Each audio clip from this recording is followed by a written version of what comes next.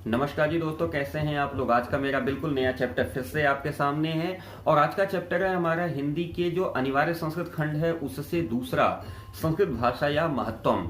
यानी उत्तर प्रदेश माध्यमिक शिक्षा परिषद यानी यूपी बोर्ड से जो लोग भी क्लास 12th में हैं उनके लिए अनिवार्य संस्कृत से दूसरा चैप्टर आज संस्कृत भाषा या महत्वम मैं आपके सामने शुरू कर रहा हूँ।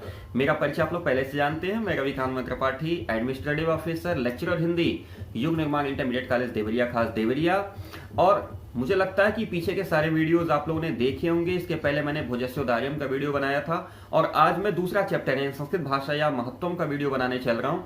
मेरे वीडियोस आपको अच्छे लगते होंगे ऐसा मेरा विश्वास है। आप लोग के लगातार कमेंट्स भी मेरे पास आते हैं, तो प्लीज छोटी सी रिक्वेस्ट है कि हमारे चैनल को सब्सक्राइब करते चलिएगा और यदि हमारा वीडियो अच्छा लगता है तो उसे आप लाइक कर लीजिएगा और जहां कहीं मन में कोई कंफ्यूजन आता है तो आप प्लीज उसको कमेंट बॉक्स में जरूर डालिए।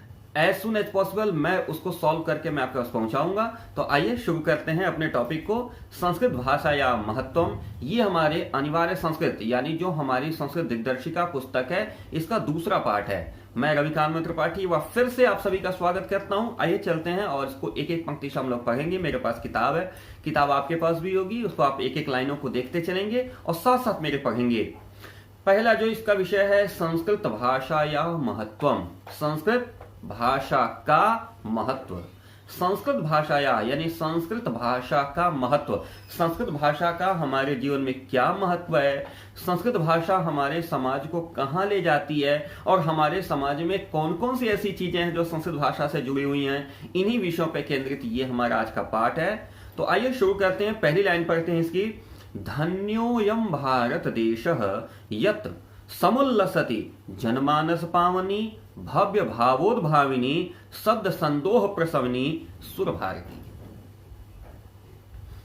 धन्यो अयम भारत देश, पूर्व रूप संधि है बीच में जो यस लगा हुआ ना, धन्यो अयम, यह धरती, कौन सी धरती, भारत देश की, धन्य है। धन्यो अयम भारत देश, यह भारत देश धन्य है। यत्र, जहां पर, समुल्लसति, उल्लसत होती है, कौन, जनमानस पावनी। मानस का मतलब होता है मस्तिष्क, जन का मतलब होता है लोग, लोगों के मस्तिष्क को पवित्र करने वाली, जनमानस पावनी। भव्य भावोद्भाविनी, भव्य बहुत बड़ा, भाव का मतलब होता है इमोशंस, भावनाएं, भावनी मतलब प्रसवित करने वाली, बहाने वाली। शब्द संदोह प्रसवनी, और शब्द की नदी को बहाने वाली। प्रसवनी का मतलब होता है उत्पन्न करने वाली, प्रसव का मतलब होता है उत्पन्न करना, यानी शब्द को उत्पन्न करने वाले सुंदर भावों को। यानी क्या क्या हमको विशेषण मिल गया कि यह भारत देश हमारा धन्य है जहां पर जनमानस पावनी यानी मानव के मस्तिष्क को पवित्र करने वाली, उसके इमोशंस को, उसकी भावनाओं को प्रकट करने वाली और नए नए शब्दों की रचना करने वाली यह हमारी संस्कृत भाषा प्रवहित होती है, चलती है, बहती है। विद्यमानेषु निखिलेषु अपि वाङ्मयेषु अस्याः वाङ्मयं सर्वश्रेष्ठं सुसंपन्नं च वर्तते। वर्तमानेषु, वर्तमान में जो कुछ भी है, वर्तमानेषु मतलब अद्य, आजकल, निखिलेषु अभी, पूरे अखंड संसार में, निखिल का मतलब होता है संपूर्ण, निखिलेषु पूरे संसार में जितने भी, वाङ्मयेषु जितने भी वाङ्मय हैं, जितने भी ग्रंथ लिखे गए हैं, वर्तमान समय में अखंड ब्रह्मांड में जितने भी ग्रंथ हैं, अस्याह वाङ्मयम सर्वश्रेष्ठम सुपन्नम च वर्तते, इसका जो वाङ्मय है यानी संस्कृत भाषा का जो वाङ्मय है, संस्कृत भाषा के जो ग्रंथ है ना, वो सर्वश्रेष्ठ और सुसंपन्नम च वर्तते, सर्वश्रेष्ठ और सुसंपन्न पाए जाते हैं। सबसे ज्यादा संपन्न संस्कृत भाषा के ग्रंथ पाए जाते हैं। ये ग्रंथ केवल सुसंपन्न ही नहीं है बल्कि सर्वश्रेष्ठ भी हैं। इयमेव भाषा, यही अकेली एक भाषा है, संस्कृत नामना अपि लोके प्रथिता अस्ति, संस्कृत के नाम से लोगों के बीच में विख्यात है। यम भाषा, यह भाषा, संस्कृत नाम अपि, संस्कृत के नाम से भी, अपि का तात्पर्य होता है भी, लोके प्रथिता अस्ति, लोक में मानी जाती है, मान्यता प्राप्त है, विश्वस्त है। अस्माकम, हम सभी के, रामायण, महाभारत आदि ऐतिहासिक ग्रंथाः, संधि देखिएगा, रामायण, महाभारत और उसके आगे क्या लिखा गया, आदि ऐतिहासिक ग्रंथाः, यानी हमारे, अस्माकम यानी हमारे, रामायण महाभारत जैसे अनेक ऐतिहासिक ग्रंथ चत्वारो वेदाः, चारों वेद, ऋग्वेद, यजुर्वेद, सामवेद, अथर्ववेद, चारों वेद, सर्वा उपनिषदः, हमारे पास 6 उपनिषद हैं, सारे उपनिषद, अष्टादश पुराणानि, 18 पुराण, अन्यानि च, और भी बहुत सारे, महाकाव्य नाट्यादीनि, महाकाव्य और बहुत सारे नाटक, अस्याम एव भाषायाम लिखितानि सन्ति, यही एक ऐसी भाषा है जिसमें लिखे गए हैं। देखिए कितनी गौरवशाली भाषा है। कह रहे हैं हमारे रामायण, महाभारत आदि ऐसे पता नहीं कितने ऐतिहासिक ग्रंथ, चारों वेद, सभी उपनिषद, 18 पुराण और अन्य भी बहुत सारे महाकाव्य या नाटक आदि इसी भाषा में लिखे गए हैं। इयमेव भाषा सर्वसाम, इयमेव भाषा सर्वासाम, देखिए लिखेंगे इयमेव भाषा सर्वासाम आर्याणाम भाषाणाम जननीति मन्यते भाषा तत्वविद्भिः। भाषा तत्वविद्भिः को पहले ले जाएंगे। भाषा तत्वविद्भिः का मतलब होता है भाषा के तत्व को जानने वाले, यानी भाषा को जो गंभीरता से जानने वाले जो विद्वान हैं, यानी भाषा तत्वविद्भिः का सीधा सीधा तात्पर्य है जो भाषा के विद्वान हैं उनके द्वारा इयमेव भाषा, यह भाषा सर्वासाम आर्य भाषायाम, सभी आर्य भाषाओं की जननी यानी माता मन्यते मानी जाती है। जो भाषा तत्व के विज्ञात लोग हैं ना, उनके द्वारा यह भाषा यानी संस्कृत सभी आर्य भाषाओं की, जितनी भी प्राचीन भाषाएं हैं ना, उनकी जननी अर्थात माता मानी जाती है। संस्कृतस्य गौरवम, संस्कृत का गौरव, संस्कृतस्य गौरवम, संस्कृत का गौरव, बहुविध ज्ञानाश्रयत्वम, बहुविधि ज्ञानाश्रयत्वम, शब्द देखेंगे थोड़ा कठिन शब्द चल रहे हैं साथ साथ। कह रहे हैं संस्कृतस्य गौरवम बहुविध ज्ञानाश्रयत्वम व्यापकत्वम च न कत्यापि दृष्टेर विषयः। संस्कृतस्य, संस्कृत का गौरव, संस्कृतस्य गौरवम, संस्कृत का गौरव, बहुविध ज्ञानाश्रयत्वम, बहुविध बहुत सारी विधाओं के ज्ञान, मतलब बहुत सारे विधाओं के, कोई जरूरी कि केवल एक विधा साहित्य का ले लिया, साहित्य का, संगीत का, कला का, विज्ञान का, चिकित्सा का, हर चीज के ज्ञान का आश्रय तत्व है। यानी संस्कृत भाषा क्या है? हर तरह के ज्ञान का आश्रय तत्व है। व्यापकत्वम, और बहुत ही व्यापक है, ये भी नहीं कि बहुत संकीर्ण है, छोटा सा थोड़ा दे दिया, नहीं, बहुत व्यापक है, बहुत लंबा चौड़ा डिफिनीशन है इसके पास, बहुत लंबी लंबी इसके डेरिवेशन है इसके पास। चनक अस्ताविष्ट विषय, और यह किसी के लिए ऐसा नहीं है कि न देखा जाने वाला विषय है। हमारे महाभारत, हमारे वेद, हमारे तमाम सारे ग्रंथों में ये सारी चीजें बहुत व्यापक तरीके से लिखी हुई हैं, इसलिए कभी यह सोचने वाले विषय नहीं है कि यह देखा जाने योग्य नहीं है, अर्थात है हमारे पास। आगे पंक्ति में लिखते हैं कि संस्कृतस्य गौरवेन, संस्कृत के गौरव से, दृष्टिपथ मानीय, दृष्टिपथ को बताने वाले, सम्यक युक्त आचार्य प्रवरेण दंडिना, आचार्य प्रवर दंडी, माने आचार्यों में जो सबसे श्रेष्ठ है दंडी, उनके द्वारा बिल्कुल सही कहा गया है। क्या कहा गया है? संस्कृतम नाम दैवी वाक अन्वाख्याता महर्षिभिः। अन्वाख्याता मतलब कहा है, किसने? महर्षिभिः, महर्षियों ने, यानी ऋषियों ने नहीं, महाऋषियों ने कहा है। क्या? संस्कृतम नाम दैवी वाक, संस्कृत नाम साधारण नहीं है, यह दैवी वाक है, यानी यह देवताओं की वाणी है। देवताओं की वाणी का मतलब क्या हुआ? यह एक ऐसी वाणी है जो मनुष्य के समझ के परे है, यानी मनुष्य की सीमा के पार है। यह वाणी यानी यह भाषा देव भाषा है, यह साधारण भाषा नहीं है। आगे का पैराग्राफ चलेंगे, लिखते हैं संस्कृतस्य साहित्यम सरसम, संस्कृतस्य साहित्यम सरसम व्याकरणम च सुनिश्चितम। संस्कृत का साहित्य सरस है, सरस यानी रस युक्त है। रस का तात्पर्य होता है आनंद। आप थोड़ा कोई सेब खाइए और उसमें रस ना हो, सूखा हुआ हो, क्या आनंद आएगा? आएगा नहीं। आम खाइए सूख गया हो, कोई आनंद आएगा? नहीं। रस का मतलब होता है जो जल तत्व है, उसी से आनंद की प्राप्ति होती है। जल तत्व अगर नहीं है तो कहीं आनंद नहीं आएगा। तो कह रहा है संस्कृत से साहित्यम सरसम, संस्कृत का जो साहित्य है ना वो सरस है। सरस का मतलब रस युक्त है, अर्थात आनंद युक्त है, भाव युक्त है। और व्याकरणम च सुनिश्चितम, और इसका व्याकरण सुनिश्चित है, यानी इसका व्याकरण एकदम सुनिश्चित, एकदम समझिए लॉक पॉइंट है। जैसे आप ये सोचें कि जिस शब्द को, जिस मात्रा को, जिसको जहां फिट होना है ना वो वहीं जाके फिट होगा। गलती होने की संभावना एकदम न्यूनतम होती, गलती होती नहीं है संस्कृत भाषा में। इसका व्याकरण इतना कॉम्पैक्ट है ना कि आपको गलती करने ही नहीं देता। तो कह रहे हैं संस्कृत भाषा क्या है, इसका साहित्य सरस है और व्याकरण इसका एकदम सुनिश्चित है, कंफर्म्ड है, यानी कि जिसको जहां सेट होना वहीं जाके सेट होगा। व्याकरण एकदम सुनिश्चित है, व्यवस्थित है। और आगे कहते हैं तस्य गद्ये पद्ये च लालित्यम भावबोध सामर्थ्यम अद्वितीयम श्रुति माधुर्यम च वर्तते। संस्कृत भाषा के गद्य और पद्य में लालित्य होता है। लालित्य का मतलब लालिमा होती है, यानी सुंदरता होती है। संस्कृत के गद्य में भी और पद्य में भी, दोनों में लालित्य यानी दोनों में सुंदरता होती है। भाव बोध सामर्थ्यम, भावना के बोध का सामर्थ्य होता है, यानी जो इमोशंस होते हैं ना वो एकदम क्लियर कट आप तक पहुंचा देती है संस्कृत। ऐसा नहीं है कि इमोशंस यानी जो एग्जैक्ट मीनिंग होता है ना वो एकदम एग्जैक्ट मीनिंग आप तक पहुंचाती है। हर एक भावनाओं के लिए इनके पास शब्द हैं। तो भाव बोध सामर्थ्यम, भावना के बोध का सामर्थ्य इनके पास है। और अद्वितीयम श्रुति माधुर्यम च वर्तते, अद्वितीय श्रुति माधुर्य होता है।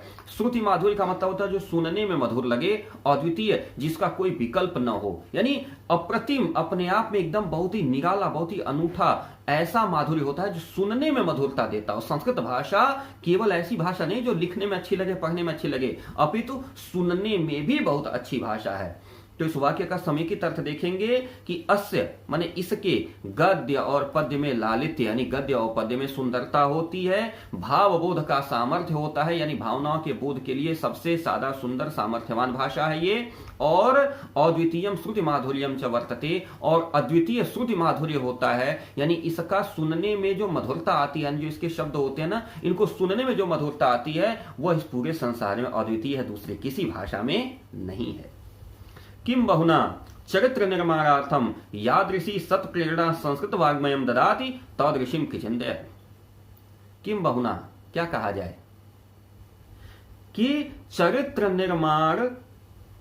निर्माणार्थम शब्द है, चरित्र निर्माणार्थम, चरित्र के निर्माण के लिए यादृशी सत प्रेरणा, जिस प्रकार की सत प्रेरणा, अच्छी प्रेरणा संस्कृत वांग्मयम ददाति, संस्कृत के ग्रंथ देते हैं, न तादृशीम किंचित, ऐसा कहीं नहीं है, किंचित अन्यत, कहीं ऐसा नहीं है। किंचित अन्यत मतलब कहीं और, किंचित मतलब कहीं, कहीं और ऐसा नहीं है। यानी चरित्र निर्माण के लिए जिस तरह की सत प्रेरणा, सच्चाई के पर आधारित प्रेरणा है, आपको सच्ची रास्ते पे चलाने की जो योजना है, जितना बढ़िया संस्कृत के ग्रंथ देते हैं उतना बढ़िया कहीं कोई और नहीं दे सकता। मूलभूतानाम मानवीय गुणानाम यादृशी विवेचना संस्कृत साहित्य वर्तते न अन्यत्र तादृशी। मानवीय मूलभूत गुणों को विकसित करने के लिए जिस तरह की विवेचना, जिस तरह की व्याख्या, जिस तरह का अर्थ संस्कृत के साहित्य में वर्तते यानी है, न अन्यत्र तादृशी, कहीं और ऐसा नहीं मिलेगा। जो मूलभूत मानवीय गुण हैं, मूलभूत मानवीय गुण क्या हैं? मूलभूत मानवीय गुण कहलाते हैं जैसे आपके अंदर क्षमा की भावना होनी चाहिए, चोरी नहीं करना चाहिए, परोपकार की भावना होनी चाहिए, अपने से बड़ों का आदर करना चाहिए, अपने से छोटों के प्रति स्नेह करना चाहिए। ये मूलभूत मानवीय गुण हैं। इनके लिए जितनी बढ़िया विवेचना संस्कृत के साहित्य में है, उतनी बढ़िया विवेचना किसी अन्य साहित्य में नहीं मिलेगी। कहते हैं दया, दानम, शौचम, औदार्यम, अनुसूया, क्षमा, अन्ये च अनेके गुणाः अस्य साहित्यस्य अनुशीलन संजायते। दया यानी दूसरे पर दया करनी चाहिए, दानम यानी दान करना चाहिए, यदि कोई गरीब, कोई आवश्यकता वाला व्यक्ति आपके सामने आ गया तो उसको कुछ न कुछ देना चाहिए। शौचम शुद्धता के साथ रहना चाहिए, साफ सफाई से रहना चाहिए। औदार्यम उदारता दिखानी चाहिए। अनुसूया चोरी नहीं करनी चाहिए। क्षमा अपने से छोटों को क्षमा करने का विकल्प रखना चाहिए। अन्य च अनेके, और इसके अलावा भी बहुत सारे गुणाः यानी गुण यानी अच्छी आदतें अस्य साहित्य से, इसी साहित्य के अनुशीलन से संजायते आती हैं। इस तरह के साहित्य को पढ़ने से, समझने से, अपने पास रखने से आपके पास आती रहती हैं, पहुंचती रहती हैं, जुटती रहती हैं। संस्कृत साहित्यस्य, संस्कृत साहित्य के आदि कवि वाल्मीकि, महर्षि व्यासः, कवि कुल गुरु कालिदासः, अन्ये च भास, भारवि, भवभूत्यादयो यानी भवभूति इत्यादयो महाकवयः स्वकीयै ग्रंथरत्नैः अद्यापि पाठकानां हृदि विराजन्ते। यानी संस्कृत वाङ्मय की क्या क्या खासियत है? संस्कृत साहित्य से, संस्कृत साहित्य के आदि कवि वाल्मीकि, यानी जो प्रथम कवि हैं, आदि मतलब जब सबसे पहले शुरुआत हुई थी, तो जो वाल्मीकि हैं जिन्होंने सबसे पहले संस्कृत रचना शुरू की, तो कह रहे हैं संस्कृत साहित्य के आदि कवि वाल्मीकि, महर्षि व्यास जिन्होंने महाभारत लिखा, आगे लिखते हैं कवि कुल गुरु कालिदास, कवियों के कुल के गुरु यानी कवियों में सर्वश्रेष्ठ कालिदास, और इसके साथ अन्य भी बहुत सारे जैसे भास हैं, भवभूति हैं, भारवी हैं, इस प्रकार के लोगों ने महाकवि, ये जो महाकवि है ना, स्वकीय ग्रंथ रत्न है, अपने द्वारा किए गए ग्रंथ रूपी रत्नों से पाठका नाम हृदय विराजन्ते, पाठकों के हृदय में निवास करते हैं, विराजित होते हैं। यानी संस्कृत भाषा के जो आदि कवि वाल्मीकि हैं, महर्षि वेदव्यास हैं, कवियों के कुल गुरु यानी कवियों के गुरु में कवियों के परिवार में सर्वश्रेष्ठ कालिदास जी हैं, और इसके अलावा अनेक हैं, भास हैं, भारवी हैं, भवभूति आदि हैं। ये अपने द्वारा किए गए ग्रंथ रत्नों से यानी अपने द्वारा लिखे हुए ग्रंथ रूपी रत्नों से पाठकों के हृदय में निवास करते हैं। इयं भाषा अस्माभिः मातृसमं सम्माननीया वंदनीया च, यह भाषा हम लोगों के लिए ना माता के समान सम्मान देने योग्य और वंदना करने योग्य है। यह भाषा साधारण भाषा नहीं है। मातृसमम, माता के समान, सम्माननीय, सम्मान देने योग्य, वंदनीय और वंदना करने योग्य है। यतो भारत मातुः स्वातंत्रम गौरवम अखंडत्वम सांस्कृतिमेकतत्वम च संस्कृतेनैव सुरक्षितम शक्यते। यतो भारत मातु स्वातंत्र्यम गौरवम अखंडत्वम सांस्कृतिमेकतत्वम च संस्कृतेनैव सुरक्षितम शक्यन्ते। शक्यन्ते संभव, शक्य मतलब होता है संभव। कह रहे हैं कि यतो का मतलब हो गया यतः, वो विसर्ग का ओ हो गया, यतः मतलब जहां पर, यतः भारत मातु स्वातंत्र्यम, भारत माता के स्वतंत्रता, भारत माता की स्वतंत्रता, गौरव, अखंडत्वम और अखंडता, सांस्कृतिक मेक तत्वम च, और सांस्कृतिक एकता का जो तत्व है ना, वो संस्कृत भाषा में ही सुरक्षा उसकी संभव है, यानी वह संस्कृत भाषा में ही सुरक्षित है, अन्य कहीं सुरक्षित नहीं हो सकता। यतः यहां पर क्या स्थिति है, भारत माता का जो स्वातंत्र्य गौरव है, इसकी जो अखंडता है, इसकी सांस्कृतिक एकता का जो तत्व है, वो संस्कृत भाषा में ही सुरक्षित होना संभव है। इयम संस्कृत भाषा, यह संस्कृत भाषा सर्वासु भाषासु प्राचीनतमा श्रेष्ठा च अस्ति, यह भाषा सभी भाषाओं में प्राचीनतम है और श्रेष्ठ है। इयम भाषा, यह भाषा कौन सी, संस्कृत भाषा, संस्कृत भाषा सर्वासु भाषासु सभी भाषाओं में प्राचीनतमा और श्रेष्ठा च अस्ति, प्राचीनतम है और श्रेष्ठ है। ततः, इस वजह से, ततः मतलब इस, आगे लिखा था ना यतः, जहां पे ततः, इस वजह से सुष्ठुक्तम, सुंदर उक्ति कही गई है। सुष्ठुक्तम बहुत ही सुंदर कहा गया है। क्या, भाषा सुमुख्या मधुरा दिव्या गिरवाण भारती, भाषा सुमुख्या मधुरा, भाषाओं में जो सबसे मुख्य है वो कौन है, मधुरा, मधुर है, कौन, दिव्य है, यानी देवताओं के पास से आई, यानी अलौकिक है। गिरवाण भारती यानी देव भारती, यानी कौन, संस्कृत, गिरवाण भारती यानी संस्कृत भाषा, यानी भाषाओं में जो सबसे मुख्य है, सबसे मधुर है, सबसे दिव्य है, वह संस्कृत है, वह कोई अन्य भाषा नहीं है। इति, ऐसा। तो ये था हमारा दूसरा चैप्टर, संस्कृत भाषा या महत्व। मुझे लगता है कि आप लोगों को पसंद आया होगा। अगर कहीं कोई दिक्कत आती है तो आप हमको कमेंट बॉक्स में दे दीजिएगा, मैं सही करके दे दूंगा। तो फिर चलिए जल्दी ही मिलते हैं अगले वीडियो के साथ। मैं Ravikant Tripathi, administrative officer, lecturer Hindi, युग निर्माण इंटरमीडिएट कॉलेज देवरिया, खास देवरिया। हाँ, चलने के पहले छोटा सा रिक्वेस्ट है कि हमारे चैनल को सब्सक्राइब कर लीजिएगा, हमारे वीडियो को लाइक कर लीजिएगा, और जहां कहीं भी कोई दिक्कत होगी प्लीज आप मुझे सेंड करिएगा, मैं आपको उसका जवाब देने का प्रयास करूंगा। तो फिर मिलते हैं जल्दी अगले वीडियो के साथ। नमस्कार, सत श्री अकाल।